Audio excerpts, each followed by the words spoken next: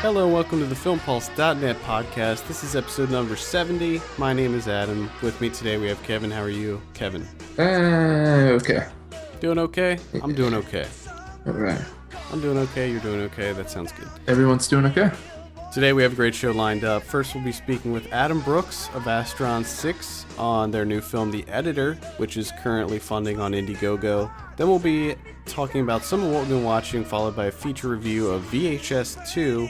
And finally, we'll be going over this week's movie predictions and DVD and Blu Ray releases. First, let's get things going with a conversation with Adam Brooks of the filmmaking collective Astron-6, who is responsible for films like Father's Day and Manborg.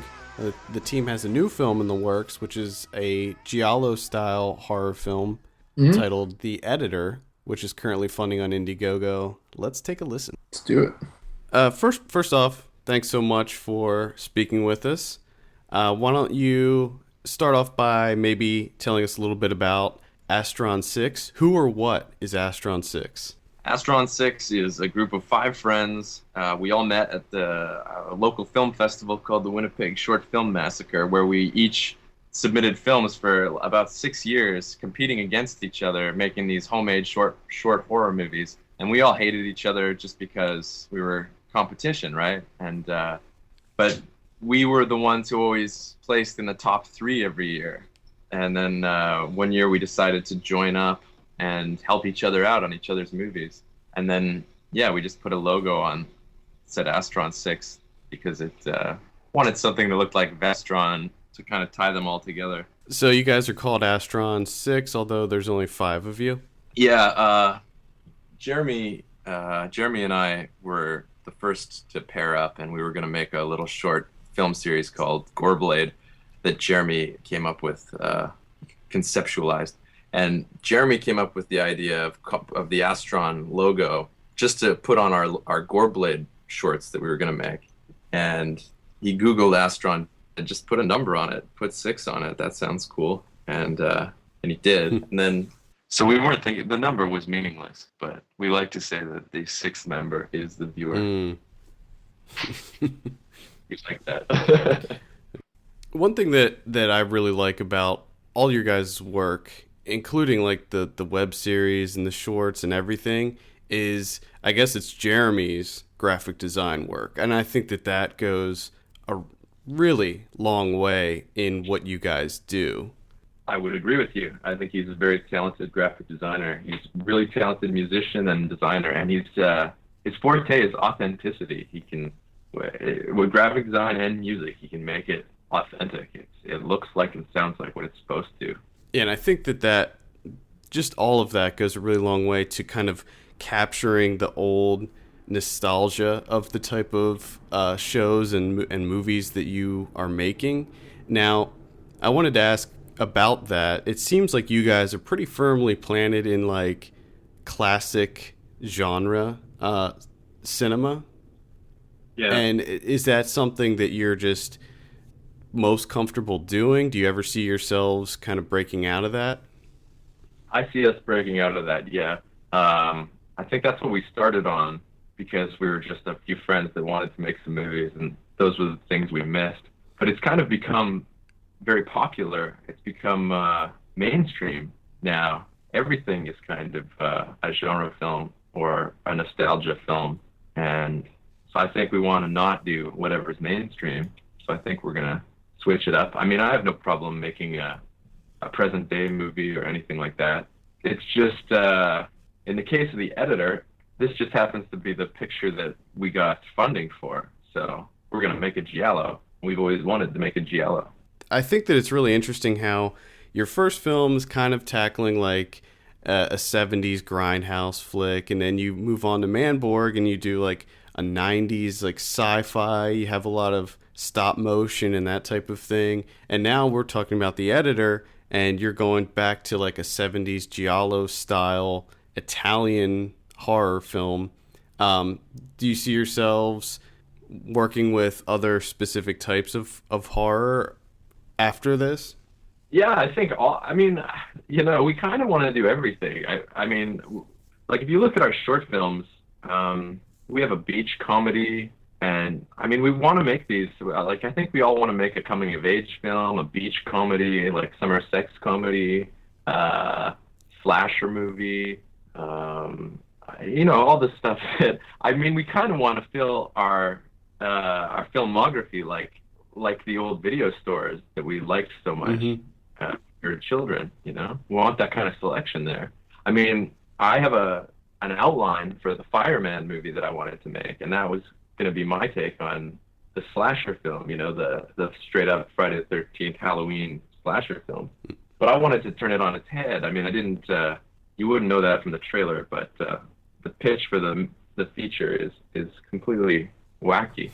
Because we want to switch these things up and make them weird and different, But in the case of the editor, I think it's not many people are doing it, the giallos right now. And there's something so austere about the way the giallos are made, or were made. They're very ambitious and they're very beautiful, and they spend a lot of time on framing and crash zooms and lighting. And there's so much horror today coming out, and in the low budget community, everyone's got a red now, and it's so handheld and whatnot. And we're just as guilty as anybody. A lot of our stuff's handheld, but I want to make something that's very not handheld, that's very, polished and pretty, like those great old giallo movies. Yeah, and I'm a big fan of giallo movies as well. Have you checked out Barbarian Sound Studio? You know what? I haven't checked it out because of the premise, and we had the editor premise already, and then I heard about this movie, and it sounds similar, Mm-hmm. I mean, that guy's a sound editor, right? Yeah. And I don't want to see it because I'm terrified that I'll subconsciously steal from it. And like I said, we have a script, but we're tweaking it all the time. Like Matt and Connor are on their way over we're gonna go do revisions today. So I'm terrified of stealing from that. I don't want people to think we're aping it, because we're not. The editor was conceived years ago, and we used it. Rue Morgue approached us about this art show that Dave Alexander, the editor of Rue Morgue, was putting on about fake movies that didn't exist, that came from Canada. And he just came to us and said, if you guys have any ideas that you haven't done or anything, maybe you could pitch them into this art show, and we could pretend the movie existed, but it didn't. And we put in the editor, and if you go look at there's reviews of the art show, there's pieces of the art show online, and you can read the editor's synopsis back then, and that's where we got our teaser poster. Mm-hmm. It's so good, from Justin Erickson. So to find out that there's a movie, a giallo type movie about a sound editor after, is scary. I don't want to. I hope it's not close to what we're doing. Is it true that there actually isn't a murderer in that movie? Do people get killed? It's hard to explain without really giving anything away, but basically, it's about Toby Jones plays a sound editor who is sent to Italy from the United States, and the movie that he is editing, it's a really gory, disturbing horror movie, and although you don't actually see the movie at all that he's working on, it basically starts to take a toll on his subconscious and basically makes him begin to go mad. Oh, okay. Well, that's pretty close. Well, anyway, ours will be different, I promise. Well, it sounds like yours is going to be a lot more tongue-in-cheek and maybe parodying that specific subgenre a little bit. Yeah, I'd like to think satirizing, because I mean, we love the genre. Yeah, it's definitely half comedy all the way. Yeah, and I think that's what draws people into your style of movies. In addition to the great graphic design that I love so much about it, you inject a lot of the thing about your movies is that they're actually funny, and that really goes a long way with these type of satirical movies, is that it actually makes me laugh. And I love the little flourishes that you add in your movies, like for instance in Father's Day when you had the commercial break in there. I just thought that was fantastic. Great. I'm thrilled, man. I'm glad you like it. Yeah, and I think I'd like to go back to what you were saying before about how like this is this type of movie that you guys have been making, and along with your short films as well, it's kind of making a comeback. I mean, it seems like a lot of you folks in Canada have been working on this. I mean, we have like Jason Eisner, who did Hobo with a Shotgun, and the Soska sisters, who did Dead Hooker in a Trunk. It seems like Canadians are really embracing this kind of throwback cinema. I agree with you. I don't have a good answer as to why that is, but I agree with you. It seems like a lot of Canadians are doing it. And I know that there's the guys at Picnic Face that did Roller Town, which was actually really funny.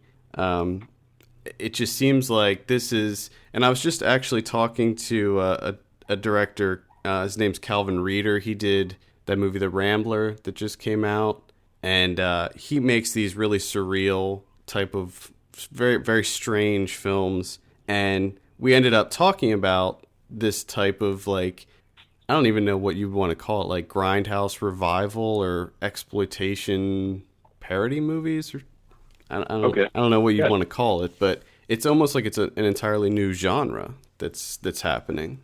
Yeah, I would agree with that statement. And I think that you guys are kind of on the forefront of that, because there's a lot of them that come out that aren't so good. And I think it's also interesting that you guys are able to stretch a micro budget into what, you know, you've created. Like, I think that you said that Father's Day costs like something like $10,000 to make. Yeah. And I think for aspiring filmmakers, learning that is really kind of inspirational to see that you can make a good movie for 10 grand. Yeah. I mean, I guess that's a good thing. It's just, you really have to kill yourself and put yourself through hell, though. There's nothing fun about it. Yeah. Making a movie for 10 grand of that scope anyway. It sucks. I mean, I'm proud to say that we've stretched budgets, but I would like to have a budget, because I've told you, I haven't made $1 in this business. I haven't made a penny in this business, and it would be nice to get paid, or to pay the people who have helped us out so much. Because, for example, on Father's Day, we didn't pay any of the actors. We paid the girls and the guys who got naked, and that's it. And we didn't pay very much. So many of the actors did so many things.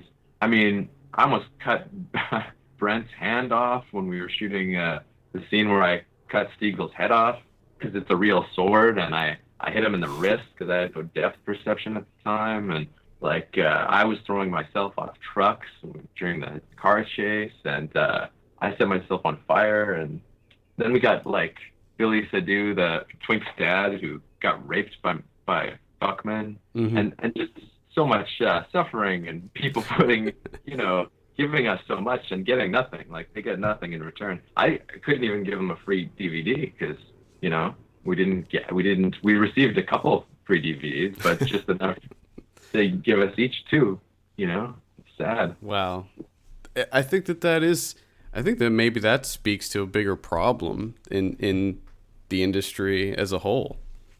Well, I think what it is it's all part of the democratization of the film world. Like, we're all media kids. We're all people who grew up with the internet coming in and watching TV, going to movies, and that's what this generation responds to. And now it's affordable because everything's dropping in price, so everyone can afford a camera. And every kid for the past 50, 60 years probably thought, at least at one point, I want to be a famous actor, even if it only lasted a day, or while they watched the Academy Awards. And now everyone's like, well, I'm going to try, and I'm going to try to be a director too. And there's too much product. It's not a terrible thing. I mean, I'm not trying to discourage it. I mean, I'm all for it. If we can encourage people, that's fantastic. At least we've done something. But there's too much product right now. It's watered down. Like, it's not a very high quality product. There's thousands and thousands of movies coming out all over the place. And also, there's piracy everywhere. There's the internet. So distributors are acquiring tons of movies, and the movies are going to be pirated instantly, and no one's going to buy the DVD anymore, the Blu Ray, really, unless the extras are amazing or whatever. They're collectors, and that's a very small percentage of the of the viewership. So the distributors aren't going to pay as much for the movie, and rightly so. Mm-hmm. But everything's changing, is what I'm saying, and it's been a business of overpaid people. It's been an exclusive business, and it's no longer exclusive. I mean, this kind of happened in the music business already, right? Mm-hmm. Where artists were exceptionally overpaid, and now it's hard to make money as a musician. If you weren't already established before the internet and Napster, it's pretty hard. Yeah. But so anyway. Father's Day was distributed on Troma, and now it wasn't like produced or anything like that. They just picked up the distribution rights. Is that correct? No, they produced it. They produced it. Oh, they produced it. Yeah. Oh, okay. I'm sorry. For some reason, I was under the impression that they didn't have a hand in the actual production. So they produced it, and did they also distribute it? Yeah, they're distributing it, and they put up the $10,000 budget. That's taken off. Oh, okay. That's as far as they went in producing it. Okay, and then did you have a distributor for Manborg? No, we made Manborg before Father's Day. It just took Steve years and years to finish the effects and editing because he was doing it on his own time. So we shot Manborg years before Father's Day, so he finished it and then he got a distributor. Let's talk about the editor. Maybe you could just give us a brief synopsis of what, and I know you're doing a lot of rewrites and stuff, but maybe just kind of the basics of what you have. Well, it's about an editor who, very much like that movie you were just kind of telling, but an editor who, he's a cripple and he's kind of taken for granted by everyone in his life, and everyone treats him like garbage, and he's overworked and underappreciated, and he's us. And a series of horrible giallo-style murders start happening at the film studio that he works for, and I guess the big question is, I mean, he's losing his mind for sure, but the big question is he the killer or is he not the killer? And so that's the premise, that's the setup. That's the setup in as much as Father's Day is about a guy getting revenge on a father rapist. And I quickly wanted to mention, I want to bring this out in the open. I recently wrote, it wasn't a review, but it was a feature on Father's Day. And I don't know if you guys saw this, but someone posted it on your Facebook page, and what I wrote in it was misinterpreted, and the comments on that Facebook page just completely ripped me to shreds. And I'm not sure if you saw that. I may have. Boy, I don't know, man. Was this the review? Tell us what you said that was misinterpreted. Okay, so there was what I was trying to say in Father's Day, and I liked the movie, and it was a positive. It wasn't even a review that I was. I do a feature every week called Grindhouse Weekly, where I kind of talk about an exploitation film. And one week I decided to do one of these contemporary exploitation films, and I decided to write about Father's Day because I liked it a lot. And there was a part in the feature that I said that I felt like the over-the-top gore and violence didn't fit with the comedic tone of the movie. And I wasn't saying that like it was like a really bad thing, but people misconstrued it and thought that I was kind of vilifying the film for being overly violent, which is not true at all. And it's my fault for not being clear in my article. But the comments on Facebook were like, his dad must have been raped, and like he's a pussy and all this stuff. And I was just like, oh boy. Well, I'm sorry about that. I appreciate that our fans are very loyal and defensive for us, though. Oh no, it was fine. I mean, that Father's Day was 90 minutes of sodomy jokes, because that guy got our fans sicked him, which was nice. Yeah, I mean, I didn't say anything like that, and I wanted to clear the air because I did like the film, and I thought that the article that I wrote was talking about it in a positive way. I mean, I wouldn't have wrote about the movie if I didn't like it. So I just wanted to get that out there. And to all the people, I mean, you do have a good fan base. You know, they're protective of you guys. Yeah, it's a small fan base, but they're very loyal. I love them. were more of them.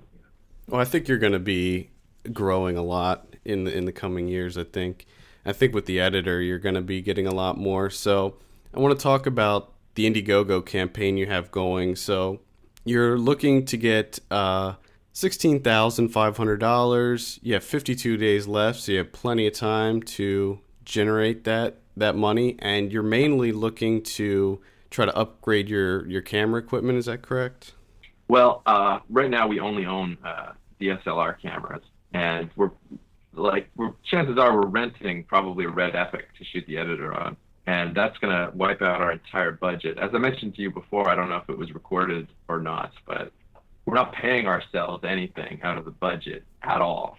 The budget's all going on the screen, so we're just concerned. There's things we want to add. We want to have some exceptional stunt work. We want to add 1 or 2 name actors, and they're very expensive. And ideally, we'd be able to buy like the new Blackmagic 4K camera or something, so that we have a camera on hand to do pickups and inserts and reshoots after we've blown our entire budget and 2 weeks of shooting. And I think that's definitely a reachable goal. And I just wanted to mention real quickly that you are the editor in this film, right? You play the editor. Yes, and I'm editing the film also. And you're editing the film. And you're co-directing and co-writing it, right? Yeah, and producing and probably doing something horrible, like setting myself on fire. We'll see. Nice. I wanted to talk about the incentives. Maybe we can go over some of the perks, some of the things that people can look forward to getting by donating to your film. Do you have any kind of highlights you want to go over? We're giving away T-shirts and original artwork by myself or Matt. We're giving away thanks in the film. We're giving away executive or associate producer credits. Any of the perks that don't get bought, we can switch out at any time. So we're looking into making some more desirable perks for the ones that have not been purchased yet. Like, no one's bought our underwear yet. I was going to ask about that. Maybe we'll switch it out. So we're making a good living selling our underwear, outside of the campaign. But. So $1,100 autographed underwear. And that's either from Matt or yourself. Yep, you got it. That's pretty exciting for maybe some of the female or, well, I guess some of the male fans could be into that as well. Probably male. Probably male. Okay. Well, I think that's a good place to wrap it up, talking about some autographed underwear. Any ideas on when you think that you're going to be wrapping or maybe just begin shooting? Well, we have our schedule already made. We're shooting the whole movie in August. Oh. And then we will be editing and color timing and everything in the fall. And who knows? It has to be delivered to Telefilm by within a year of signing the contract, I think, or maybe within a year of them making the offer. Either way, it's supposed to be delivered to Telefilm by next spring, approximately. So it'll definitely be done by spring 2014 at the latest. Oh, okay. Cool. Well, that's exciting news. So yeah, hopefully it'll be done by the new year, but I can't say for sure. I don't know how much post work we're going to be doing. It kind of also depends on the Indiegogo money, because we want all the effects to be practical, but we may not be able to afford that. Could we maybe see some more stop motion in there? I would like there to be. There is in the script, but I honestly don't know if we can afford it. Is the stop motion more expensive than just putting in some CGI? Well, it's not expensive. It's time consuming. Right. It's Steve Kostansky that does that, and his time is valuable because he's a very, very busy man who's always working on multiple movie projects at once. So to find the time to do a lot of stop motion, yeah, it's expensive. But having said all that, I mean, anyone can do stop motion at home. You just need a camera. And patience. Yeah, absolutely. All right, well, thank you so much, guys, for taking some time to speak with us. Hey, thank you very much. Thanks again, Adam. Again, the film is The Editor. Be sure to click on the campaign link in the show notes and read more on the Kickstart Sunday section of filmpulse.net. Also, I recommend checking out their previous films, Manborg and Father's Day, which are both on DVD and video on demand. So check that out. And also check out their website because they have a ton of short films and web series and all kinds of great stuff that they've done in the past. Nice. I think it's Astron-6.com. All right, let's go ahead and jump into some of what we've been watching. I'll just start it. I saw The Rambler. Ooh, I wanted to see this. I didn't get a chance to yet. So we talked about it a lot. I feel like we talk about this movie a lot, and finally got a chance to check it out. I enjoyed it quite a bit, actually. It has more of a story. It has more of a plot than The Oregonian did. However, that being said, it's still very surreal, very disturbing, very dark and weird and strange.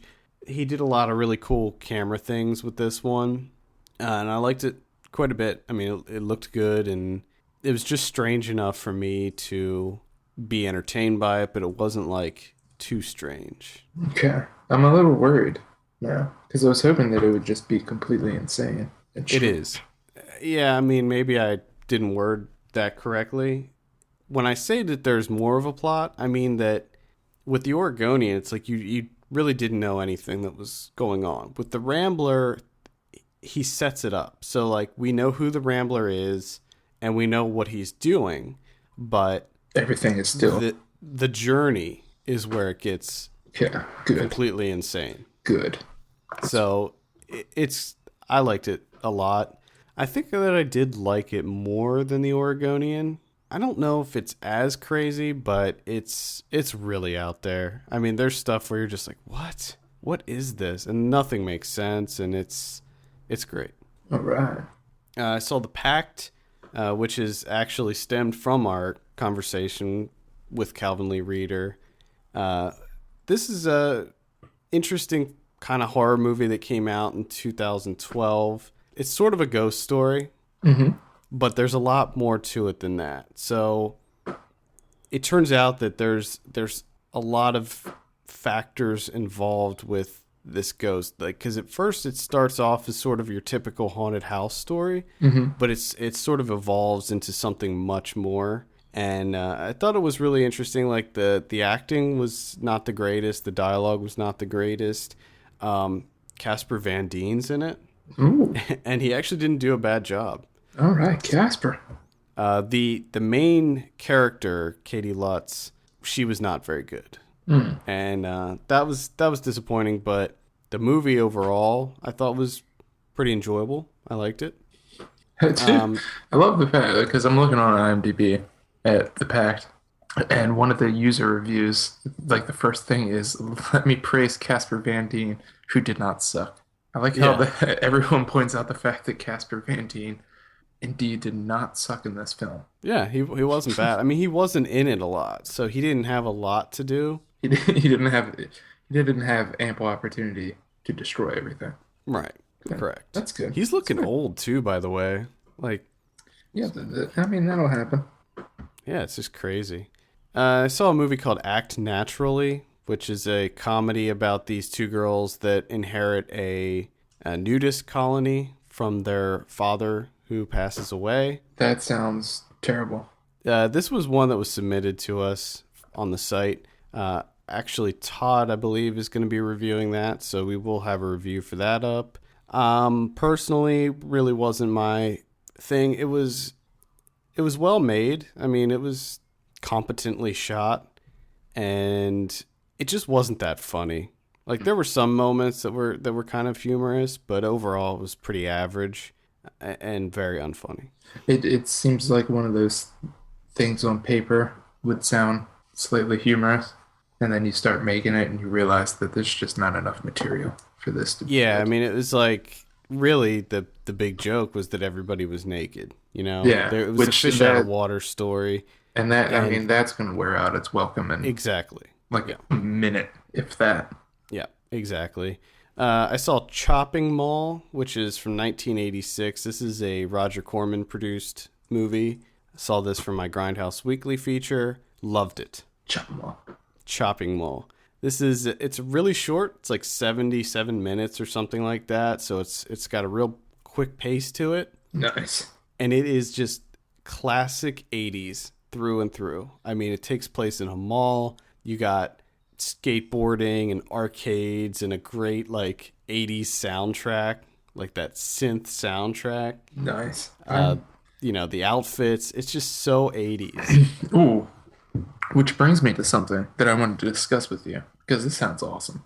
And with you doing your Grindhouse thing, I don't think I've ever seen a Grindhouse movie, or maybe if I have, I just don't really remember. It's not something that I usually watch a lot of.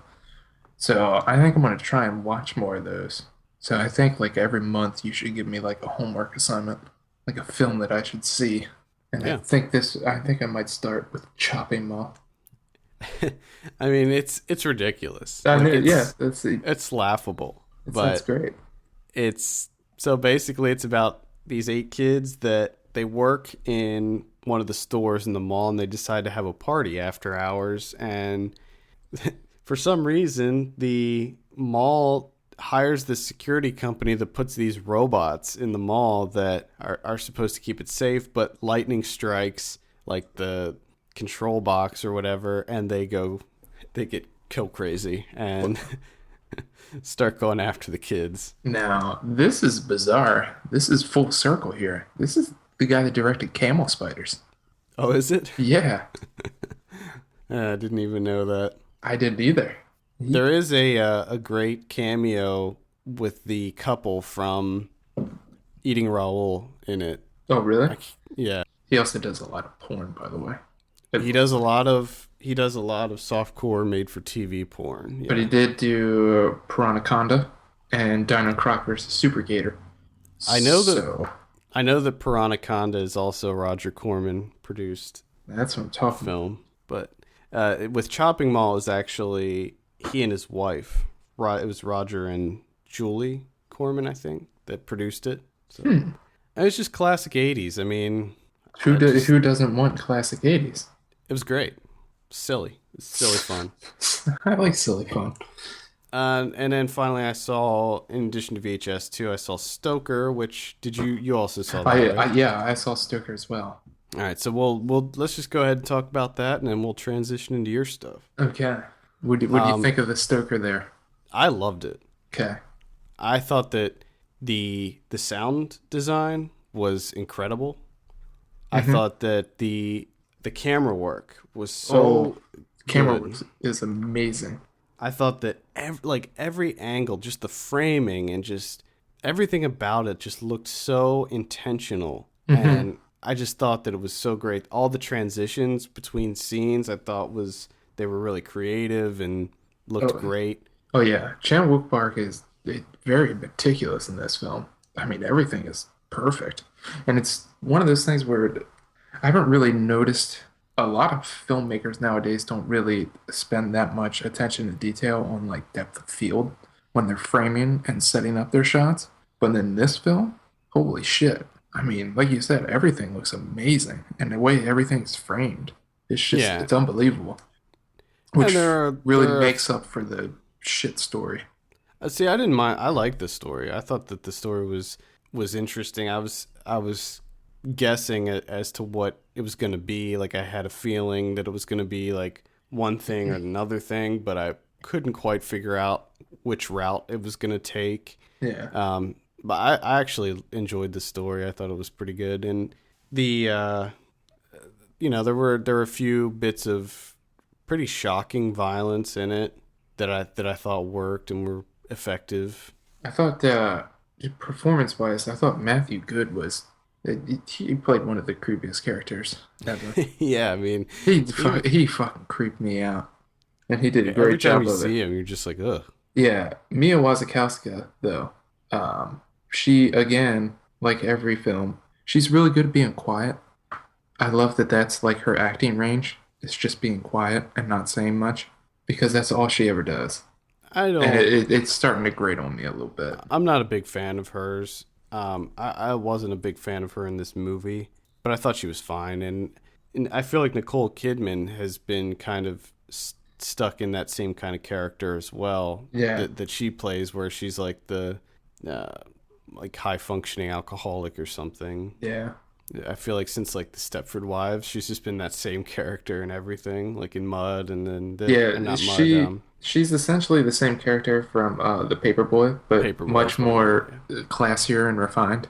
But essentially the same character, minus the terrible accent. And Harmony Korine kills it as the art teacher. Kidding me? Yeah, I forgot about. I thought it was funny when I saw him pop. Yeah, up. that completely got me by surprise. Like, I remembered people saying that he was in it, and then I completely forgot. And when I was watching it, I was like, "Oh, there he is." So you had a twin billing of Mulroney this week. I know. I was, because I didn't know that he was in that either. Yeah, I knew he was in The Rambler, but yeah, as soon as I saw his name pop up in the credits, which I love the opening credits, by the way. Oh, the opening credits were amazing. Do the freeze frame. Mm-hmm. Killed it with the opening credits. I mean, that's what I'm talking about. Attention to detail when it comes to everything, even the small things. And that's what I loved about this film is, I mean, I hated the story. I just thought it was so unbelievably thin, and there was really nothing there to hold my interest.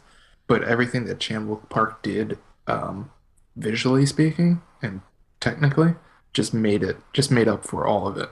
I mean, I could have watched this thing on mute. It's that good looking. Yeah, it was pretty great.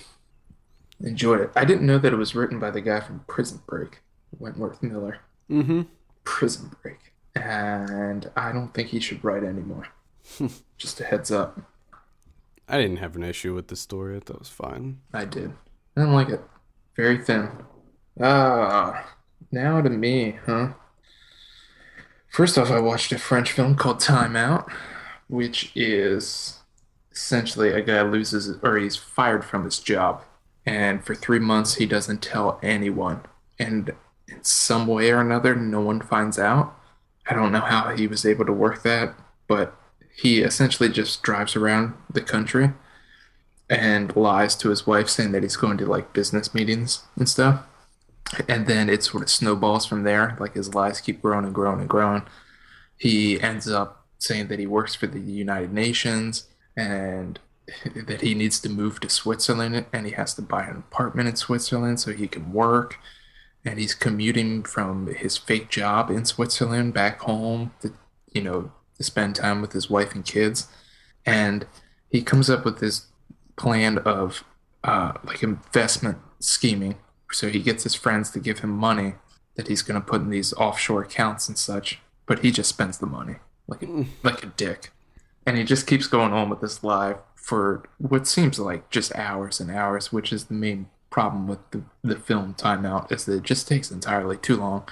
And then they finally get to the point where he reveals why he was fired, and it's such a bullshit reason that I've lost my connection that I had with the character.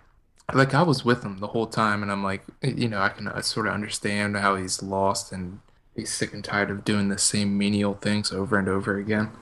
But when you find out how he lost his job, you're just like, holy shit, grow a backbone and just get over it.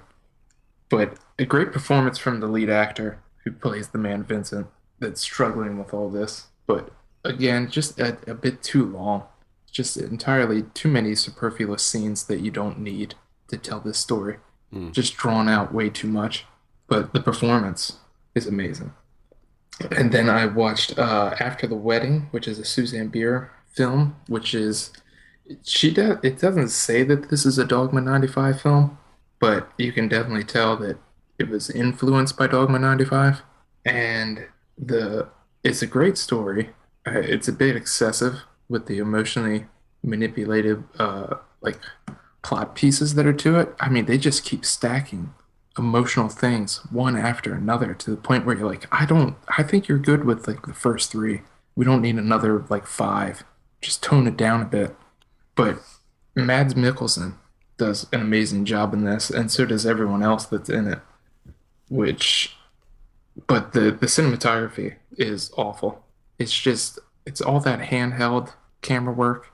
I mean, the use of lighting is amazing, but everything that they do camera movement wise is just ridiculous. Like when a character's standing there and looking out into like a field or whatever, they'll spin like 3 times around the character's head. Just why? It's just excessive. And then there's so many still shots of people's eyeballs, like extreme close-ups. There had to be like 15 in the film, which again, excessive. And there's a room where there's various animals' head mounted on the wall. You know, antelope, dik-diks, oryxes, all sorts of things. And they keep doing this with like quick zoom into their eyeballs, their dead eyes. And they do that like 10 to 12 times. Just all of it is too much. But the story itself is quite compelling, and all the performances are amazing, which is exactly what you need when you're doing a Dogma 95 film. You need those performances to be thoroughly convincing, and they were in After the Wedding. So it's definitely recommend if you can just get past the cinematography, because I'm telling you, it's excessive. But just hang in there. It'll be all right. And then I watched Wish You Were Here, which you saw a long time ago. Mm-hmm. But I have a review up for this. The main thing that I liked about this film is I liked the pacing and how they slowly unearthed everything that happened. You know, a story of 2 couples vacationing in Cambodia, and the one guy disappears. And then it picks up with the 3 returning to Australia and dealing with what happened. I loved the ending. Like when they finally revealed to you what happened, it was done so realistically that I was just completely shocked. We already talked about Stoker. I rewatched Upstream Color, which for anyone out there that has Netflix, this is play instantly right now, so definitely check it out. I enjoyed it just as much second time around as I did the first time. And Yeah, when I rewatched it, I did as well. I loved it. I mean, I have a different interpretation than I did the first time around, which is I think the main reason that I like this film so much. I love any time that a film and its storyline is so, excuse me, there's so much ambiguity to it, and it's open-ended that you can, interpret it numerous different ways. And each time you could watch it and come up with like a completely different reading than the previous time that you watched it. I love any time a film's like that. Plus, it's just shot beautifully, and the performance is pretty damn good. I mean, Amy Seidman does an amazing job in this. And now, the first time around, I sort of said that Shane Carruth did better than he did in Primer, but it still wasn't good. The second time around, I didn't think he was that bad. I thought he was pretty good in Upstream Color. I think that he was fine, but see, when it comes to acting, I'm much more forgiving. Like it doesn't really pull me out of it too much. Yeah, that's what I mean. For some reason, like when I started it, I automatically thought, I was like, oh, that's right, Shane Carruth is really bad in this film. I mean, he's better than he is in Primer, but he's bad. And this time around, I was like, yeah, he wasn't that bad. No, he's not too bad. But yeah, I enjoyed it just as much second time around as the first time. My wife, on the other hand, did not. She did not like it at all. I was sort of bummed out. But oh well. Such is life. And then, of course, I watched VHS 2, which we're going to get into. All right, well, let's go ahead and get into that. We're going to talk about VHS 2. This is directed by Simon Barrett, Jason Eisner, Gareth Evans, Greg Hale, Eduardo Sanchez, Timo Jahanto. I don't know if the T is silent or the J is silent. So I think all the letters are silent. Apologies. It's the guy that directed Macabre, I think. Okay. He did a segment on ABC's of Death too. So there we go. Gotcha. And finally Adam Weingart as well. This is the sequel to last year's VHS, where it's basically a found footage horror anthology. Now, my review is up, and we talked briefly before recording this, so I know how Kevin feels about it. He knows how I feel about it, and I did tell him that I cooled on the movie a bit. Cooled a little bit. I still liked it a lot, but it was one of those deals where I probably wrote the review too quickly after seeing it, and I was still kind of on a high after really enjoying it, and it happens. Yeah, you know, it happens. That happens. So, anyway, let's go ahead and find out what you thought of VHS 2. Are you ready? Well, are you ready? You've already voiced your opinion to me and Ryan, so I think I'm ready. I thought I was completely surprised. I mean, the first VHS, I was surprised that I liked it as much as I did. That I found a couple of the shorts to actually be entertaining and pretty creepy. This time around, I was surprised that it was so terrible. It was just absolutely uninspired shit. Just, that's all I saw on the film, with the exception of Gareth Evans and Timo's Safe Haven. That's the only one that's worth any time whatsoever. All the other ones are just complete waste of time. I can't believe people like attach their names to this. This was so bad. It was so awful. And especially like Adam Weingart. I haven't seen any of his other stuff besides what he did on VHS 1.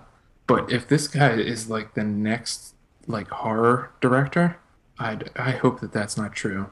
I hope that this is like the worst thing that he's done that I saw. I hope this isn't considered good compared to the other things that he does, because this was just fucking terrible. I can't stress that enough. Well, as far as Adam Weingart goes, I've seen A Horrible Way to Die, which I liked. I saw Autoerotic, which is not a horror movie. That's a sex comedy with that he directed with Joe Swanberg. I didn't really like that.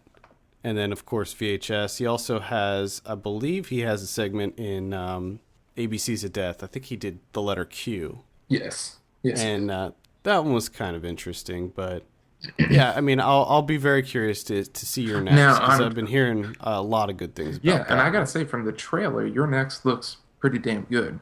Like, I'd actually want to go out and see that film. Now, I'm trying to remember the first VHS. What was this segment that he did? I think he did the webcam one. Okay. Are you sure? No. Okay. It's saying segment Swanberg, because Swanberg directed one of those, right? Yeah, I think Okay, I'm sorry. I think Swanberg directed the webcam one. I'm not sure which one. I think Weingart did the bookends. Yeah, I think he did tape 56, I guess. Yeah, with Calvin Reeder and Kentucker. Yeah. Sorry. And what I'm discussing with the VHS too is that he did the clinical trial one with the synthetic eye, where the guy gets an eye implant and he sees ghosts for some reason. And the reason that I hated it so much is because I've seen this fucking movie 1,000 times before. It's so lazy. It's just flickering light, darkness, ghost appears, he runs away, loud bang, ghost appears, darkness, flickering light, and then the fucking movie's over. I thought that they did some interesting things with that one. I mean, yeah, we have seen that before. It's called The Eye. I mean, it's essentially every single jump scare movie ever created in the history of cinema. And I really hated the one where the loud noise, he runs into the bathroom, which I don't know why he keeps going to the fucking bathroom in these movies. Then all the VHS movies, everyone runs to the bathroom. And there's like a loud bang on the door. And he's like, hello? Like, did you forget what just happened for like the last 20 minutes? Why are you saying hello? And then there's like a loud bang again. He's like, no thank you. You can go now. It's fine. Like, what the fuck? What kind of... It's the laziest dialogue I've ever heard in my life. It's like he didn't even fucking try. It was so god-awful. I can't stress enough how much I hated that one. Like, it literally makes me angry. I want a cigarette right now. Pisses me off that someone attached their fucking name to that and marketed it. Unbelievable. So what do you think of clinical trials? I liked it. Okay. Okay. There were several things that I liked about that segment, and there's several things that I like about all the segments that I can get into. But with that one specifically, I liked the small things that he did, like the blinking of the eyes. I liked how when he left the doctor's office, how his eyes were adjusting. Most of the things that I liked about that one were technical things that they did. Like I can respect that. Just small details that they did. No, I didn't find it. I like jump scares, and I think maybe that's the big difference, is that I like movies that have jump scares and you don't. I don't mind jump scares. It's just in regards to this film, there was nothing special.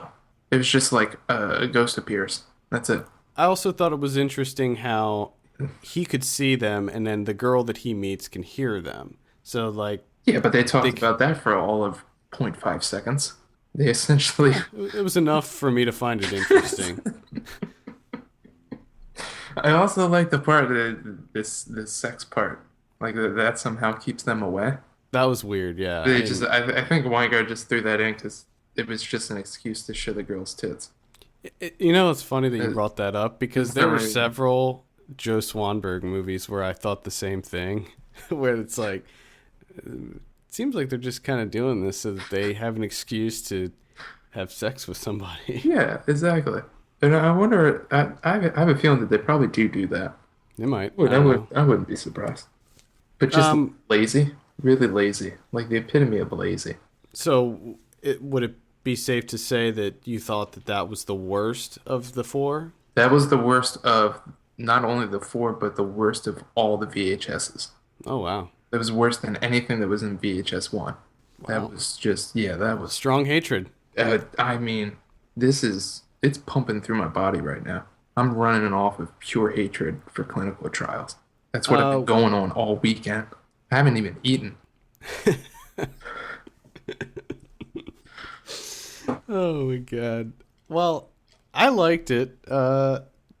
Let's get a little palate cleanser for that, and I'll talk about some of the things that I liked about this movie. Okay. I like the fact that all the issues that I had in the first one, they improved upon or fixed in this one. Okay. First of all, I thought that I liked that there was only 4 segments rather than 5, because it gave us more time with each of the segments. And although you might find that to be problematic when clinical trials is longer, I thought that it was better when we get more of Safe Haven. And yes, it did work in Safe Haven's favor.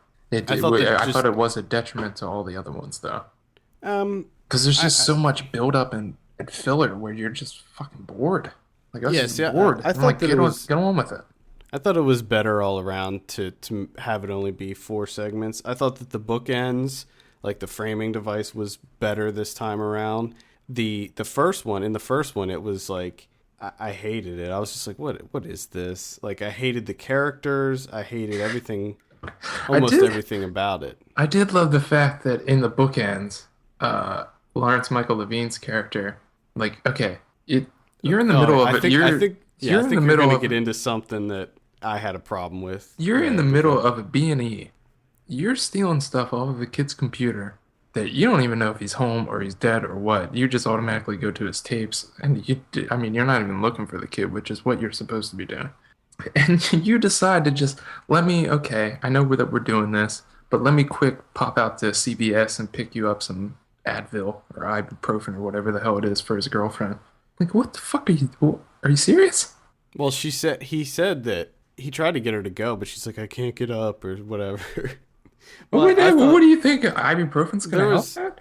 There was something else that happened later on in the movie that was even more illogical than that. And I don't want to, it's kind of a spoiler, so I don't want to talk about it, but I don't know if it's this, but I do love the fact that he started yelling for help at one point. It has to go along with that. It's like, you're in an abandoned house. What are you doing? Some of the other things that I liked were the characters, and we talked about this off the air. I liked that. See, one of the issues I had in the first VHS is that it all felt the characters themselves felt slightly cliched horror wise, and I hated them all. I hated all the characters in VHS 1, with the exception of, I believe it was the last segment where it was the guys going to the Halloween party. Mm-hmm. I liked them. They were normal. But in this one, I felt like I didn't hate any of the characters. The characters were underdeveloped. Like, we didn't really know too much about any of them. Mm-hmm. But as a result, I was more okay with underdeveloped characters rather than characters that I just despise. Yeah. It made it more enjoyable to watch for me. Especially like the second segment where they established who this guy was, and they, had the phone call with his girlfriend or whatever to show that he wasn't like a complete douche. I don't know about that. He wasn't. I don't think he wasn't. I think he was just a normal guy. Maybe not a complete douche. He was just a normal guy going on a bike ride, whatever. Yeah, that one for me, a ride in the park. What was that? Was that Sanchez? That was Sanchez and Greg Hale. I like the idea. I liked that the found footage was from the perspective of the zombie.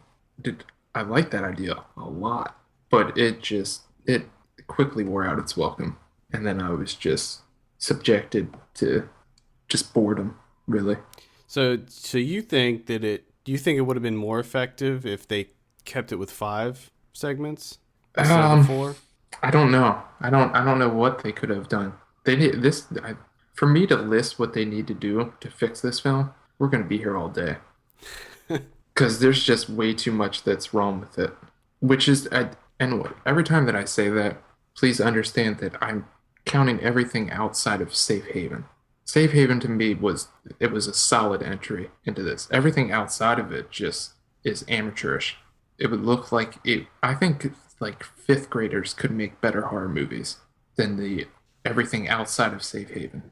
But even Safe Haven got a little ridiculous to the point. I thought Safe Haven was really fun. Like towards the end, it did get it got a little crazy towards the end. I mean, like not in a good way, but yeah. I mean, overall, I still thought it was great. Yeah, and I mean, that one was like perfectly paced.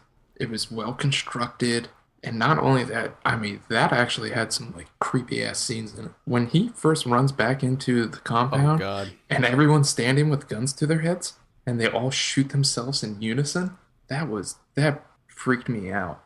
That was insane. I think that I see the interesting thing about Safe Haven is that it feels like it's a movie. I mean, It's got like a beginning, a middle, and an end. It follows like an act structure, like a full length film would. And I think that that's what really works. Plus, it's just interesting. Like I'm a sucker for those types of movies. I mean, to me, cults are just inherently unsettling for obvious reasons. They're just. I mean, if that's your foundation to your horror film, I'm already in, and I'm already creeped out.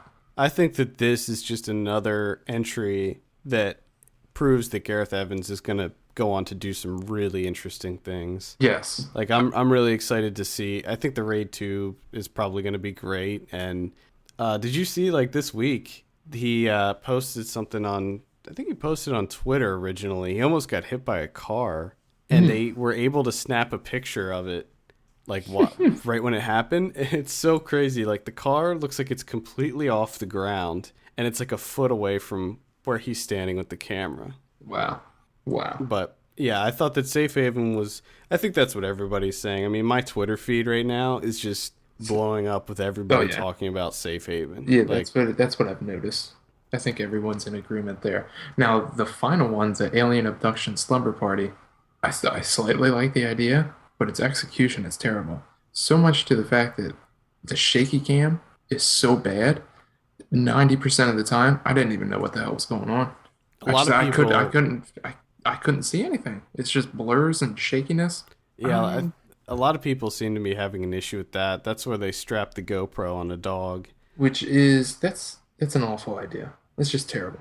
It's a terrible fucking idea. Well, I think that it's, they're trying to come up with new stuff to do with this found footage thing. I get that, but I would think after like one day of shooting in that, with that plot device, everyone looking at the footage would be like, "Oh yeah, we can't do this because this is not a film. It's just shaky."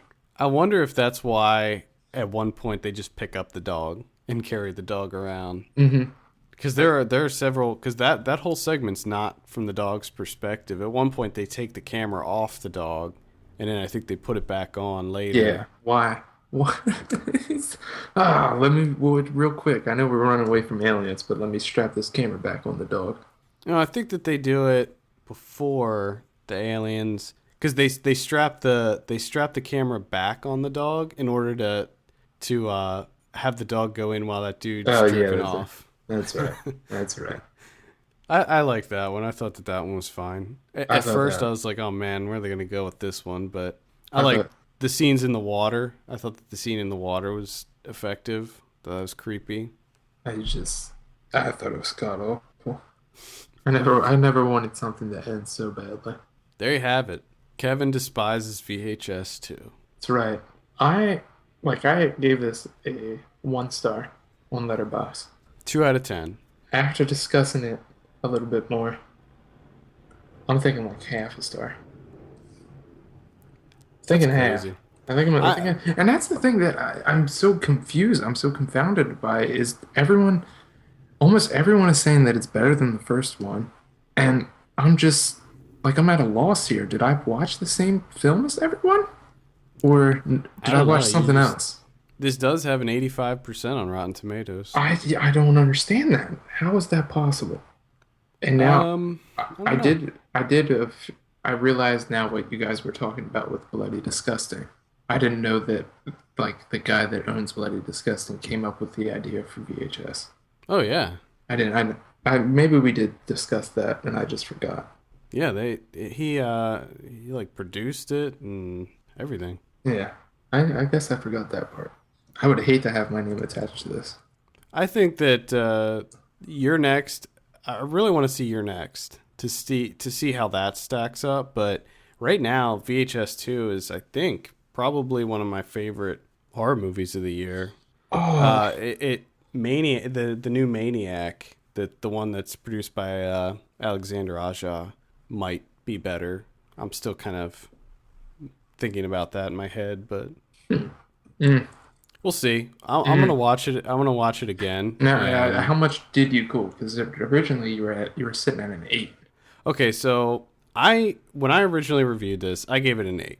The next day, I think I bumped it down to a 7. It's whatever it is on the site now. Okay. And normally, so I've only done that I think maybe once since we've been reviewing movies, or since I've been writing reviews for movies. I think that I only ever changed the score one other time, and I can't remember what movie it was. But I dropped it down to, I think it was a 7, whatever it is now. I think it's a 7. Because I was thinking about it, and while I watched this movie by myself, and I set the atmosphere. I made sure all the lights were off and it was dark, and I watched it on my nice TV, and it creeped me out. Like there were a lot of parts that I thought were really creepy and really visceral and fast and everything. And after I saw it, I was like, man, that was intense. But then the next day, I was thinking about it, and I was like, yeah, there was like a lot of things that just didn't really resonate with me with this movie. So I probably won't. I'll stick with the 7, definitely. And I'm not editing my actual written review, although I'd probably like to. But yeah, I mean, I still liked it a lot. Yeah. All right. I'm confused. Yeah. I don't. I had a feeling that you weren't gonna like it, but then again, I didn't think you were gonna like the first VHS either. I know. I've been surprised both ways with these films, with the first and the second one. I don't know. Maybe it was just your mindset. Maybe my hatred of lazy filmmaking just got in the way. Maybe I got to get over it. No, that's not gonna happen. This was shit. There you have it. Kevin hates Insidious and VHS 2. I'm trying to think which one was worse. Yeah, that's was going to be my next question. What do you hate more? Insidious. Because I mean, VHS 2 at least has the safe haven in there. Yeah, there you go. So you at least have that gem. I mean, you got to sift through shit, but there is a gem in there.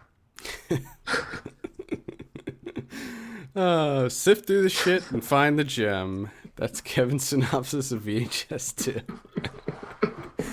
All right, well, I think that's a good place to end this up on. Let's go ahead and just move on to some predictions. I wish we would have predicted VHS 2. That would have been fun. I would have been completely off. Yeah. I think I didn't anticipate it getting an 85. That'll probably drop at some point, I would imagine, but I would imagine too. That is really surprising. The Internship. I said 14, you said 0. Ryan said 20 because we had Ryan on last week. The actual score on that was 33, so Ryan got that one. You gotta be kidding me. Someone's getting kickback somewhere. Could be. They have to be. And then we have The Purge. I said 43, you said 36, Ryan said 50, actual 41 on The Purge. We will have a review for that up. I just haven't gotten around to seeing it yet, so. Also, okay, so that's all we predicted. Next week, this is the end. I'm excited for next week. I'm very excited. I'm huge week next week. So this is the end. I'll start off this week because normally I have you guess first. Okay. Switch it up, and I'm gonna say like 80. That's what I was going with, you bastard. I'm gonna go just slightly higher at 82. Here's hoping that it's good. I heard a lot of good things from press screenings and whatnot. So I really hope that this is what they do now. Like these group of actors just play themselves and do like every genre. That'd be awesome. Just do like a horror movie with all them playing themselves. I think it'd be great. Yeah, I'm totally in for that. Sign me up, please do. We have Man of Steel. Man of Steel. Man of Steel. What are you thinking? Big one. Could be the biggest movie of the summer. Oh, Man of Steel. This is the difficult one. I'm gonna say 74. I'm gonna shoot high, and I'm hoping that it's gonna be really good, and I'm gonna say 86. I really want it to be that good. I want it to be that good too. Yeah. Also in limited release, there's Sofia Coppola's The Bling Ring, which I want to see. I want to see too. I have a feeling that I'm not gonna like it because it's Sofia Coppola. You know, it's funny because she's like one of those directors where I want to like her. I know. You want to. You just she makes it really, really difficult for you to like her films. And I remember when was it Somewhere? Is that the name of her last one? I remember when that came out and I saw it and I was like, yeah, I like that. But like there was just nothing to it. And it's just and then 2 weeks later you're like, why did I ever say I like that? Why? Well, two weeks later I was like, Somewhere? I don't even. What is that? Did I see that? I think that's what that was all about. Did I really see that? All I remember about that movie is Steven Dorff with a broken arm sitting on a chair watching these two pathetic strippers in his hotel room. I also remember, was there Guitar Hero? I think there was like Guitar Hero or something. Maybe. Him and the guy from Jackass playing Guitar Hero. Oh yeah, I remember that. That's all I remember. And that is in a nutshell Somewhere. There you go. Boom. DVD and Blu Ray releases. This is for Tuesday, June 11th, I believe. Is that right? We have Hansel and Gretel Witch Hunters. I'd say skip that one. Yes. I don't know. I might check it out. Maybe. It might be silly fun. Yeah. Silly fun. As long as they don't take themselves too seriously. I don't know if they do or not. I heard that they don't. Okay. So, Oz the Great and Powerful. Oh God, skip that. Yeah. Don't give them any reason to make another one, please. Unless you're able to buy a DVD of that and then burn it, and that effectively destroys every copy ever. That's the only reason. Other than that, stay clear. Yeah, I'd stay clear of that one. It doesn't appeal to me at all. Snitch. This is the one with The Rock. I did not like that, so I'd probably stay away from that one. And Wrong. Quentin Dupieux. I would definitely check this one out. I'll be getting this because I'm on that Draft House Alliance. So they I get all the new Blu-rays. Mm-hmm. So I'm curious to see the special features on this. I think they'll probably be pretty cool. Yeah, I would definitely, I would recommend that one. I'd check that one out. It's weird. It's kind Yeah, of weird. It's light, very light. fun. It's Very light just, fun. it's just wacky comedy. Mm-hmm. Oh, there's one criterion. Igmar Bergman's classic Wild Strawberries is now getting a Blu-ray release. So I would suggest that one if you like slow philosophical films. And I know most of our listeners love slow philosophical films. Well, they fucking should. I would watch that instead of Waking VHS 2. Oh, Waking Life. I know. Oh my God, I have so much hatred right now. Dude, I don't even think I'm gonna sleep this week. Kevin is so full of hate right now. Just Didn't watching Stoker at least alleviate some of that? It did. But it's so strong. You have no idea. The hate is so strong, Adam. I don't know what to tell you. Oh, it's burning. It's like I have a furnace in my gut. Maybe what you need to do I'm just fueling it with thoughts of VHS 2. Just shoveling it in there. Maybe you need to watch something that's like even worse, like scour Netflix and find like Howard the Duck or something. And Indian Superman is what I should watch. yeah, there you go. Indian But Superman. the worst thing is that'll at least make me laugh, though. Yeah. Well, I think that wraps it up. For all the latest film news and reviews, visit us at filmpulse.net. We want to hear your feedback. Send us an email. Feedback@filmpulse.net is the address. Follow us on Twitter @filmpulse.net. And be sure to rate us on iTunes. We appreciate that very much. For filmpulse.net, my name is Adam. And I'm Kevin. And we will see you on Wednesday for Ryan Watches a Movie.